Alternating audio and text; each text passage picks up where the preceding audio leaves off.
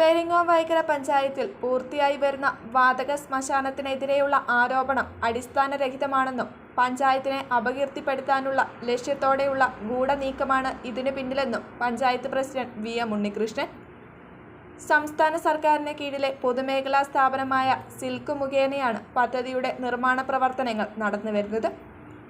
സർക്കാർ ഉത്തരവ് പ്രകാരം ഫർണസ് സ്ഥാപിക്കുന്നതിന് ശുചിത്വ മിഷൻ അംഗീകാരമുള്ള അക്രഡിറ്റഡ് ഏജൻസിക്ക് മാത്രമാണ് അനുമതിയുള്ളത്.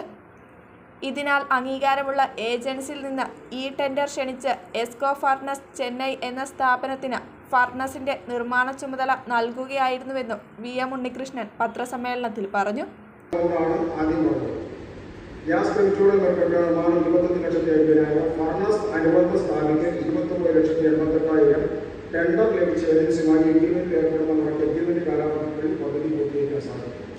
അവസാനം ഒരു ഭാഗം 5-ാം നമ്പറായി കൃത്യമായി ഈ ഇതിന് വേണ്ടുന്ന ചെലവും അതിന് ഓരോന്നിനുള്ള എമൗണ്ടും കൃത്യമായി കൊടുക്കുന്നു. പക്ഷേ അതാണ് ഞാൻ പറഞ്ഞത്, പദ്ധതിയുമായി ബന്ധപ്പെട്ട് സുതാര്യമായ നടപടികളാണ് സ്വീകരിച്ചു പോകുന്നത്.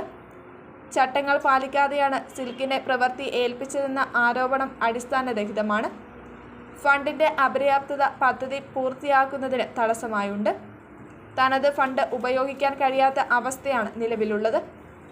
എങ്കിലും കഴിയുന്നതും ഈ ഭരണസമിതിയുടെ കാലത്ത് തന്നെ പദ്ധതി പൂർത്തീകരിക്കാൻ ശ്രമിക്കുമെന്നും അദ്ദേഹം പറഞ്ഞു.